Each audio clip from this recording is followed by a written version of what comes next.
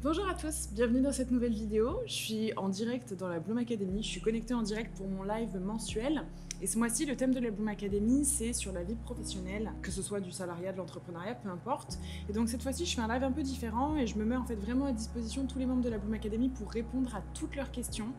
Donc on vous sélectionnera les 3 questions les plus posées parmi tout ce qui concerne en fait boulot, entrepreneuriat, organisation, salaire, rémunération, poste, zone de génie, bref, peu importe, les 3 questions les plus posées, je vous y réponds directement dans cette vidéo, donc profitez bien, et je vous dis à plus tard.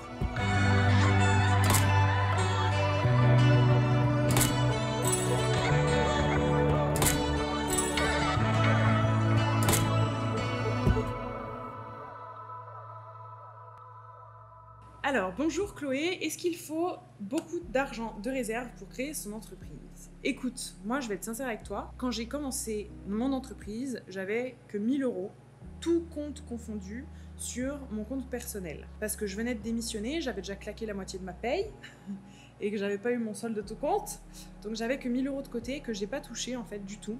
En fait, les seuls sous que j'ai utilisés, c'est pour faire la création de société, etc. Et encore, en fait, tout le monde pense qu'il faut absolument créer sa société et ensuite commencer à travailler. En fait, c'est faux. Vous pouvez très bien commencer à créer votre produit, vous pouvez déjà commencer à créer ce que vous avez envie de créer et faire les démarches après ou en même temps, en fait. Vous savez, l'entrepreneuriat, c'est pas ah, il y a un bon ordre pour faire les choses. C'est plutôt la majorité du temps, en fait, c'est on se lance et après on voit. C'est on teste sur le terrain et après on voit, on avise. C'est très souvent comme ça. Moi, j'ai créé le Body Detox et j'ai fait oh putain, ça marche, ben vite, je légalise tout, je transforme ça, j'en fais mon entreprise. Et je déclare ça. Et c'est ok, et c'est complètement légal hein, de faire ça. Mais vous pouvez tout à fait faire ça. Donc voilà, j'avais très peu de budget au début. Donc en gros, voilà, c'est la seule chose en fait qu'on a fait. Et je sais qu'il y a beaucoup de croyances comme quoi il faut absolument plein de thunes pour commencer. Franchement, c'est faux. Moi, j'ai commencé avec rien. J'avais pas de compte professionnel, j'avais pas d'entreprise. Franchement, je savais même pas ce que c'était l'entrepreneuriat. Mon associé, il me disait en fait, je t'explique, l'État va te ponctionner au moins 30%. Et j'étais là, mais quoi? Mais c'est légal? Mais sérieux, ils font ça en France et tout? Je connaissais rien du tout. Donc j'ai commencé avec zéro et ça me fait rire quand aujourd'hui je parle d'argent, il y a plein de gens qui sont très mal à l'aise, même il n'y a pas longtemps, je ne sais pas si vous avez vu, j'ai partagé des stories où je dis qu'il faut arrêter avec la notion de trop cher. Trop cher, ça veut rien dire. On dit qu'un coaching à 300 euros, je vends pas de coaching à 300 euros, mais c'est un exemple. On dit qu'un coaching à 300 euros c'est trop cher et un putain d'iPhone à 1200 euros, on l'a et on s'est pas posé la question en se disant si c'était trop cher ou pas en fait. Et ça me rend ouf, ça me rend ouf. Après oui, il y a plein de gens qui n'ont pas les moyens, il y a plein de gens qui n'arrivent même pas à mettre de nourriture dans leur frigo, etc. C'est pas à ces gens-là que je m'adresse. Les gens à qui je suis en train de parler de ça, du trop cher, c'est les gens justement qui se posent pas ces questions-là en fait.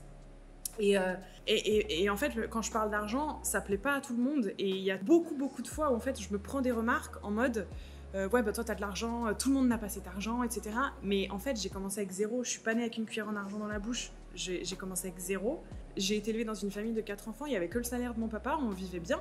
Mais on roulait pas non plus de ouf sur l'or. J'ai jamais eu de truc de marque. Je me suis payé mes vêtements, je me suis payé mon permis, j'ai fait des études gratuites et on s'en sortait super bien. J'ai tout fait toute seule et même mon business, on a commencé de zéro et on a tout fait toute seule et aujourd'hui je gagne bien ma vie.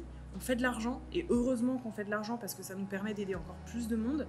Cet argent, on le réinjecte pour employer des gens, on le réinjecte pour créer encore plus de produits, on le réinjecte pour faire encore plus de cadeaux, que ce soit vous dans la Bloom Academy, que ce soit dans Rise, on leur fait aussi plein de cadeaux, que ce soit même pour Maison la Lune, etc. En fait, on le fait pour faire grandir notre mission.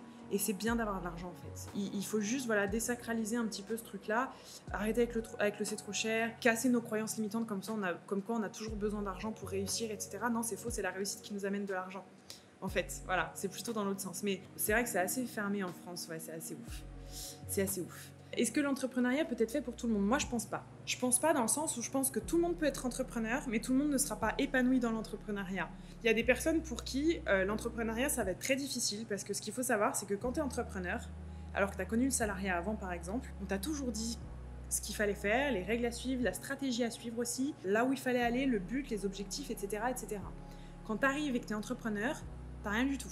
tu sais pas ce que c'est ta stratégie, tu sais pas pourquoi, tu sais pas ce que c'est tes objectifs, c'est quoi tes priorités, qu'est-ce que tu dois faire en premier, qu'est-ce que tu dois pas faire en premier, qu'est-ce qui est important, qu'est-ce qui est pas important, qu'est-ce qui est urgent, qu'est-ce qui est pas urgent, qui doit faire ça et moi je le fais ou c'est quelqu'un d'autre, c'est quoi qui se passe. C'est le bordel et il faut savoir gérer ça. Il faut savoir faire preuve de beaucoup de résilience, de beaucoup d'adaptabilité. Moi typiquement je kiffe parce que c'est dans le challenge que vraiment j'aime me dépasser. Chris, pour lui, ça a été très difficile au début. Il était expert comptable, il s'est reconverti en tant qu'entrepreneur. Ça a été très difficile au début pour lui parce que justement, il se levait le matin, il savait pas ce qu'il fallait faire, donc il faisait des micro-trucs, des micro-tâches. Il était beaucoup sur les réseaux sociaux alors que ça servait à rien et c'était pas facile pour lui de construire tout ça.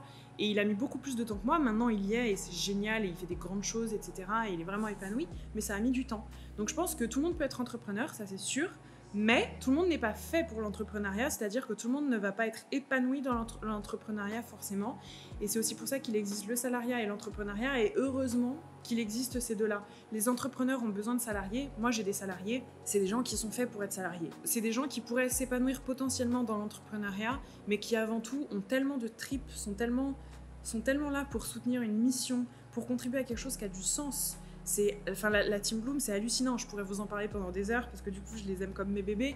Mais c'est toutes des personnes qui pourraient potentiellement être entrepreneurs, c'est clair, et il y en a qui le sont, mais qui ont envie de travailler et de contribuer à une mission qui est plus grande qu'eux. Et du coup, il y en a qui ont vraiment cette volonté d'être que salariés pour savoir aussi mettre son cerveau en mode off le week-end. Et en fait, si vous voulez, c'est un peu comme le leader avec ses soutiens. J'aime pas dire suiveur, donc c'est le leader avec ses soutiens. Moi, je suis la leader dans mon business, clairement. Sans mes soutiens, je ne suis rien ni personne. Sans ma team et sans vous, je suis pas un leader, j'ai personne à l'idée. Et de l'autre côté, les soutiens, sans un leader, ne sont rien du tout parce qu'ils ont nulle part où aller. Donc on est hyper complémentaires en fait. Tout ça, c'est du leadership, on est hyper complémentaires. Voilà, en gros, j'ai un peu dérivé, mais voilà. J'espère que j'ai répondu à la question. As-tu envie d'arrêter certaines de tes activités pour être plus aligné avec toi? Alors franchement, ça c'est une méga bonne question parce que j'avais aussi envie de vous parler de ça. Pour moi, le rôle d'un travailleur, que ce soit un salarié ou que ce soit un entrepreneur, ce qui fait son bonheur avant tout, il y a beaucoup de heures, ce qui fait son bonheur à un travailleur ou un salarié, à un travailleur ou un entrepreneur, un salarié ou un entrepreneur, bref, peu importe, c'est d'être aligné avec les valeurs internes qu'il a, c'est-à-dire que son environnement professionnel, que son métier, que ses collègues, que le but pourquoi il fait les choses aussi, que tout ça soit aligné avec les valeurs internes. Donc petit exercice, donnez-moi vos 3 valeurs principales. Quelles sont les 3 valeurs les plus importantes à vos yeux? Qu'est-ce qui est le plus important pour vous? Je vous donne un exemple. Moi, c'est liberté, émancipation en premier, amour en deuxième, partage en troisième. Voilà, ça c'est mes 3 valeurs principales. Ok ? Partagez-moi vos 3 valeurs. Ok, authenticité, liberté, empathie. Partage, liberté, amour. J'adore, on a les mêmes. on a les mêmes ou quoi? Mais ça m'étonne pas en même temps. On n'est pas dans la Bloom Academy pour rien. Dis donc, trop bien. Ok, si vos 3 valeurs principales c'est liberté, amour et partage, vous pouvez pas être dans un job dans lequel vous ne vous sentez pas libre de donner votre opinion, libre de vous exprimer, libre de créer, libre de mouvement, liberté géographique, libre financièrement, j'en sais rien. Mais vous pouvez pas être dans un job dans lequel vous vous sentez emprisonné. Donc l'idée, c'est simplement de connaître vos valeurs profondes, celles avec lesquelles vous êtes aligné, donc finalement votre vérité. Et l'idée, c'est de recentrer votre vie professionnelle autour de vos valeurs principales. Donc votre job pour être heureux, c'est tout simplement d'aller purifier, d'aller écarter tout ce qui vous éloigne de vos valeurs pour rester centré sur vos valeurs, pour rester aligné et tout simplement pour incarner votre intégrité, tout simplement. Et du coup, ça m'amène à vous répondre à la question que j'ai eue tout à l'heure justement sur est-ce qu'il y a des activités que tu as envie d'arrêter pour rester aligné. Je vais vous donner l'exemple typique, moi, des retraites. Les retraites Bloom, magnifique, magique, phénoménal, que dire? C'est une péninsule, magnifique. Les retraites, c'était incroyable. Les retraites, je vous jure, incroyable. Il n'y a pas d'autre mot, incroyable, amazing. Sauf que je sais qu'à chaque fois que je fais des retraites, ça me prend une énergie. Je suis à plat pendant 2 semaines derrière.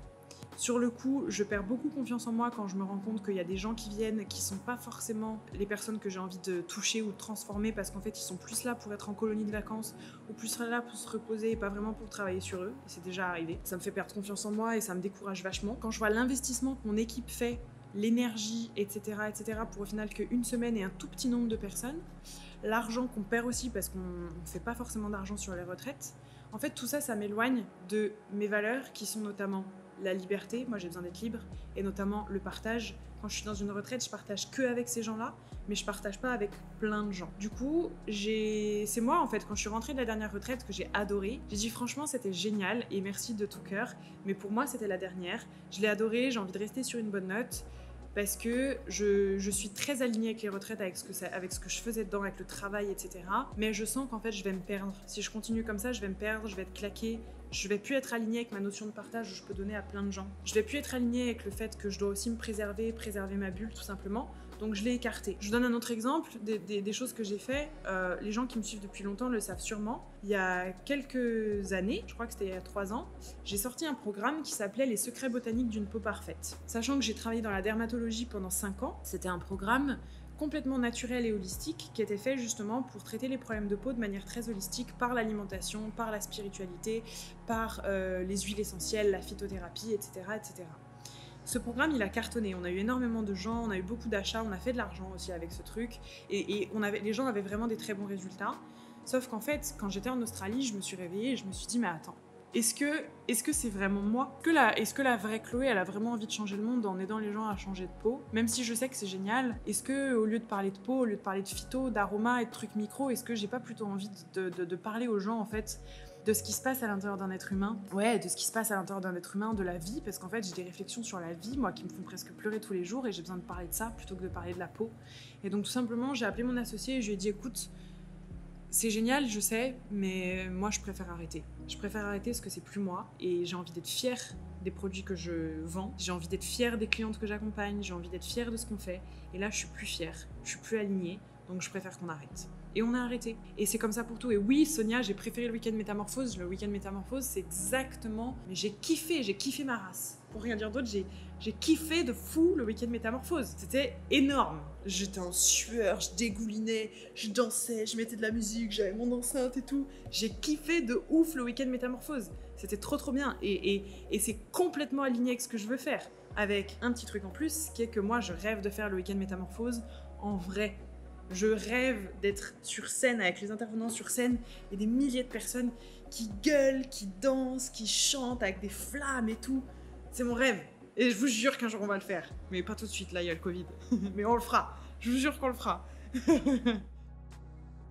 Voilà concernant cette vidéo écoutée, j'espère vraiment que ça vous a plu, j'espère que ça pourra vous donner des outils pour améliorer encore une fois le bien-être en fait dans votre vie professionnelle, que vous soyez encore une fois entrepreneur ou salarié, peu importe, il n'y en a pas un qui est mieux l'un que l'autre. Ce qui compte c'est que vous soyez vraiment épanoui dans votre vie professionnelle parce que je trouve que le travail prend beaucoup de temps quand même dans notre vie, donc ne pas être épanoui ou heureux au travail c'est quand même assez douloureux, voilà, donc prenez les décisions et faites des choix qui font aussi que vous vous sentirez mieux, plus épanoui aussi dans votre travail. J'espère que ça pourra vous servir. N'hésitez pas à me dire d'ailleurs qu'est-ce que vous faites comme travail. N'hésitez pas à me le dire directement en commentaire dans la description de la vidéo. Et moi, je vous retrouve pour une prochaine vidéo la semaine prochaine. Ciao!